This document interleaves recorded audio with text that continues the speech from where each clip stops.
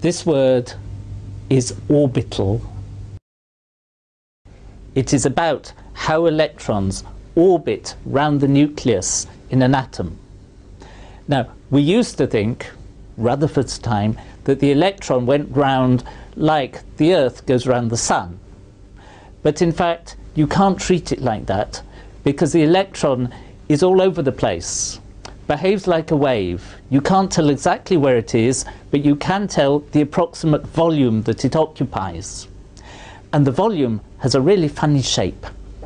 And they're different shapes that are important for different atoms. In fact, it's these different shapes that give the periodic table its whole structure. The simplest shape is called an s orbital, sphere. Then there are three orbitals called p orbitals, which look like this, which have two blobs with a nucleus in the middle. One pointing upwards, one pointing towards you, and the third one, if I don't drop it, pointing out of the door. The third... Hybrid orbitals are formed by a mixing of the hydrogen-like s, p, and d orbitals that characterize a free atom. The three p orbitals are directed along the x, y, and z axes.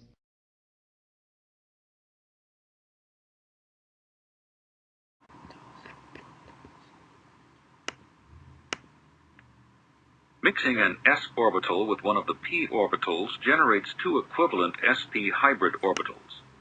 Note that the number of hybrid orbitals is equal to the number of atomic orbitals that are hybridized.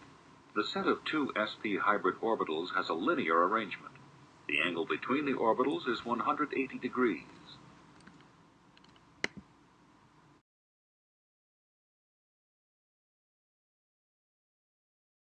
When we mix an s and a px orbital, we produce two hybrid orbitals called sp pointed in opposite directions along the x-axis.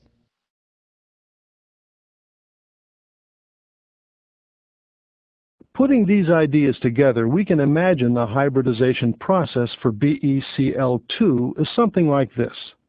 The isolated beryllium atom, with its filled 2s and empty 2p's, is shown with the small box diagram above.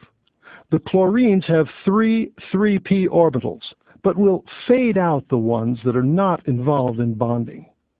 In the molecule, beryllium has undergone sp hybridization. The half-filled sp hybrid orbitals overlap the half-filled chlorine orbitals to form two BeCl covalent bonds that are 180 degrees apart.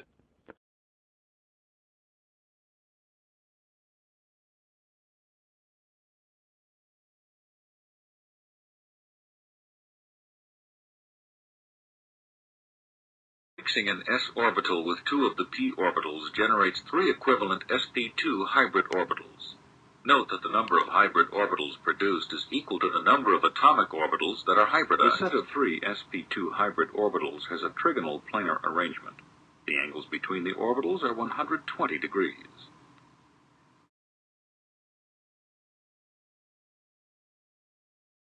Mixing of an s with the px and py orbitals produces three equivalent hybrid orbitals in the xy plane.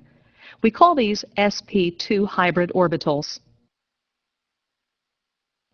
Notice that the hybrid orbitals have major lobes which contain most of the electron density in the orbital. These are used in bonding to other atoms.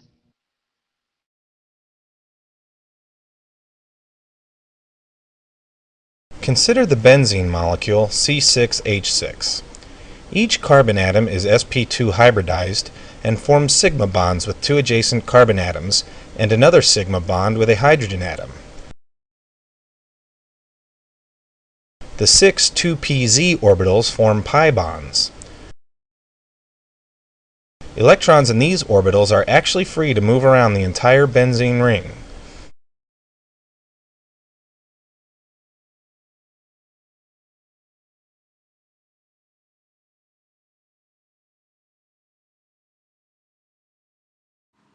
Mixing an s orbital with the three p orbitals generates four equivalent sp3 hybrid orbitals.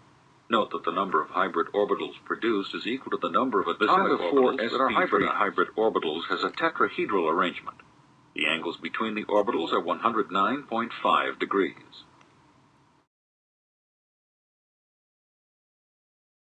Mixing of the s with all three p orbitals results in formation of four equivalent sp3 hybrid orbitals, directed toward the apices of a tetrahedron.